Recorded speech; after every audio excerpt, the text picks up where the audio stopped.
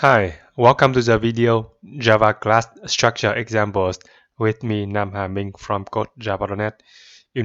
Having a good understanding about structure of a Java class is important to write proper, efficient, and clean code. So in this video, I will help you understand the structure of a Java class in depth with various real-life code examples. Okay, so this is the structure of a Java class. It starts with the class declaration, and inside the body of the class, there can be fields declarations, static initializers, instance initializers, constructors, and methods declarations. And the syntax of the class declaration is like this: optional class modifiers, one or more class modifiers, and then the keyword class, and then the class name. And optionally, the class can extend a superclass using the extend keyword, and the class also optionally can implement one or more super interfaces via the implement keyword. Okay, let me show you a class, the code of a class here. So you can see all the parts of a structure of a class. You see, public is access modifier, and then the keyword class, and the class name is crowded corner square, and it extends a super class square, and it also implements a super interface shape. And the field decorations here, there are 3 fields, and there's one static initializer here, and there's one instance initializer here, and there are 3 constructors. You see, 1, 2, 3 constructors, and there are some methods in the method declarations here. 1, 2, 3, 4 methods. So this class is a good example of a full structure of a Java class. You see. Now let me explain each part of the class structure in detail. Alright, so in the class declaration, we used one or more access modifiers to specify visibility of a class, such as public, protected, private, or sealed. We can also use access modifiers to specify some characteristics of a class, such as abstract, static, final, and strict FP. A public class is accessible anywhere. A protected member class is accessible in the enclosing class and different classes in the same package. A private member class is accessible only within the enclosing class. A sealed class specifies exactly its known subtypes. And an abstract class means that it is incomplete with abstract methods that has no body, no concrete code. And a final class cannot be extended. And a static class is nested inside another class. Let me show you the code examples here. So you can see this rounded corner square class is public. That means it is accessible anywhere. And this here, okay, and in this class you can see a private member class, a protected member class, and a static member class. That means the access modifiers, private, protected, and static, applied for only classes that are inside another class or nested classes. So you can see there are 3 nested classes inside the enclosing class here. This here private class, this here protected class, this here static class,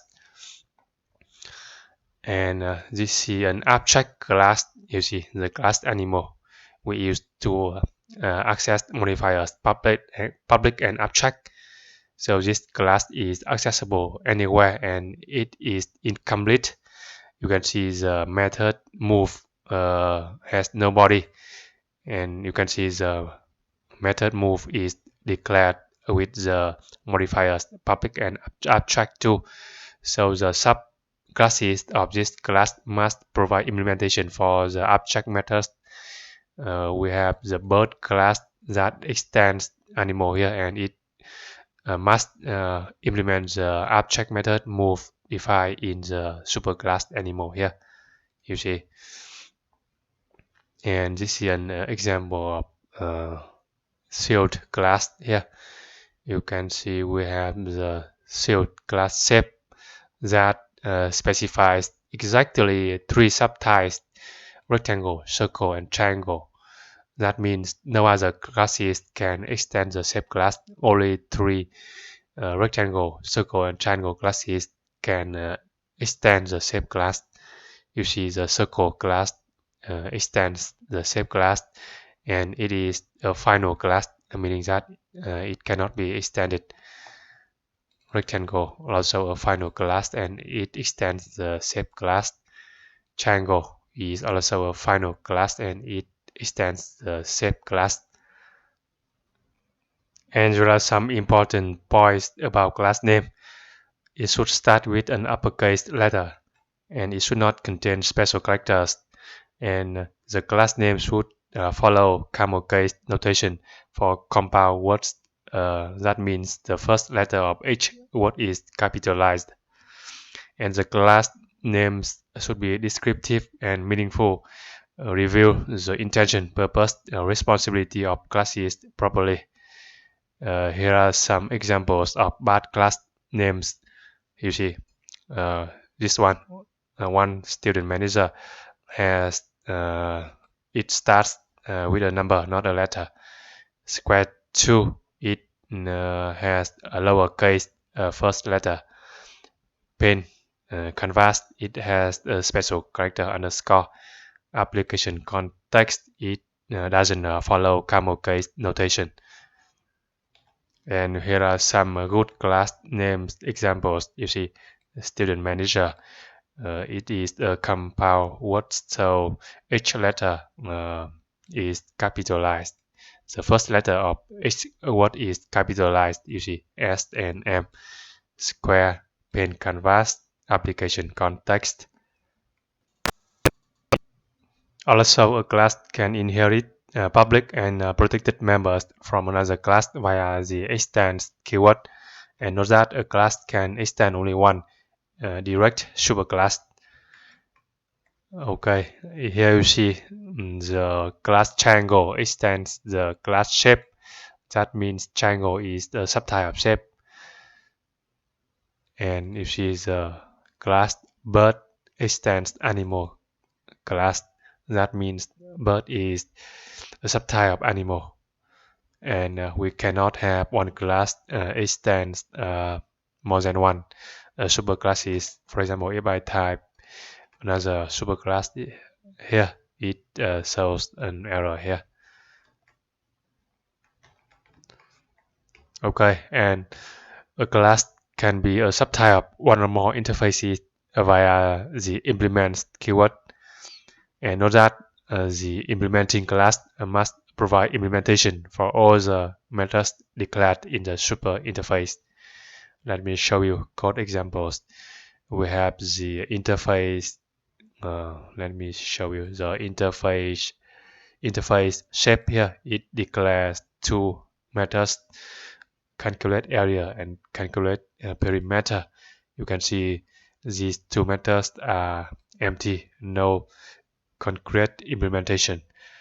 And we have the rounded corner square class that implements the shape interface.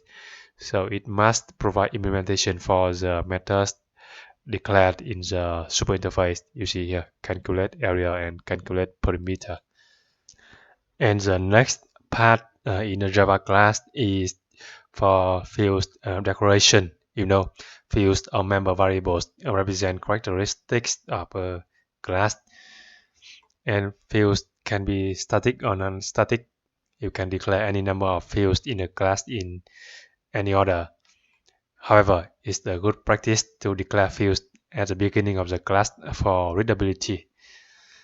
So in this class, you can see in the field decoration here, there are 3 fields, one static, you see, static double corner radius, and 2 non-static fields or instance fields, field color and border color. And in a Java class, you can also put some static initializers.